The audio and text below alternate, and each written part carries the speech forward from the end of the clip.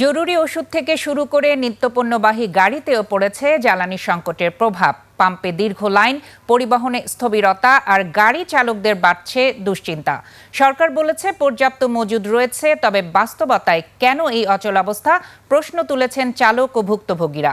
অনিয়ম, বিশৃঙ্খলা আর অব্যবস্থাপনায় পরিস্থিতি আরও জটিল হয়ে উঠেছে। হাকিম মাহির রিপোর্টে রয়েছে বিস্তারিত। লিলি আল্ট্রাসফট সিরাম জেল, যা গভীর থেকে স্কিনে দেয় 3 গুণ সিরাম হাইড্রেশন। সিরাম জেল হাইড্রেশনে ব্রাইট থাকো সব সিজনে। জ্বালানি সংকটের প্রভাব পড়েছে জরুরি ওষুধ ও নিত্যপণ্য পরিবহনেও। ঘন্টার পর ঘন্টা দাঁড়িয়ে আছে এসব পরিবহন, সময় মতো পৌঁছাতে পারছে না ওষুধ সহ নিত্যপণ্য। ওদের ইমার্জেন্সি অক্সিজেন দরকার, কিন্তু আমরা যাইতে পারি নাই, কারণ একটাই তেল নাই। প্রেশার তো আর কমতি নাই, পড়তেই আছে, দৈনিক সিরিয়াল ধরে দাঁড়ায় থাকতে হয়। সংসদ থেকে শুরু করে সরকারের জ্বালানি মন্ত্রণালয়ও বলছে তেলের মজুদ আছে 2 মাসের। প্রতিদিন আসছে জ্বালানি ভর্তি জাহাজ। চালকরা বলছেন যদি তেলের ঘাটতি না থাকে তবে ভোগান্তি কেন। আপনারা আমাদের ভিডিও না কইরা গভর্নমেন্টের ভিডিও করেন। কয় যে তেল আছে বলে না, ওইখানে যে দেন তেল আছে কিনা। এইটা দায়িত্বটা কার?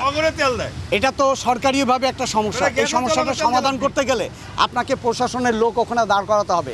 এদিকে খোলা তেলের পাম্পগুলোতে 1.5 থেকে 2 কিলোমিটার লম্বা লাইন। এর মাঝেও পাম্পে অনিয়মের অভিযোগ করছেন চালকরা। তারা বলছেন জোর খাটিয়ে অনেকে সিরিয়াল ভেঙেই নিচ্ছেন তেল। নির্বিকার পাম্প কর্তৃপক্ষ।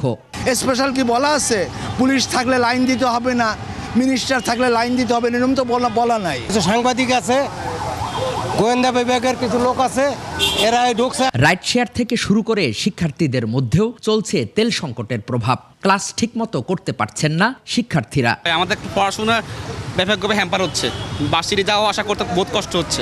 যেহেতু আমাদের ইনকাম সোর্সটা কম, বা টিউশনির টাকা দিয়ে চলা তো অবশ্যই ডিফিকাল্ট হয়ে যায়। পাম্পগুলোতে আইনশৃঙ্খলা রক্ষাকারী বাহিনীর নজরদারি চেয়েছেন চালকরা। হাকিম মাহি, 21 টেলিভিশন, ঢাকা।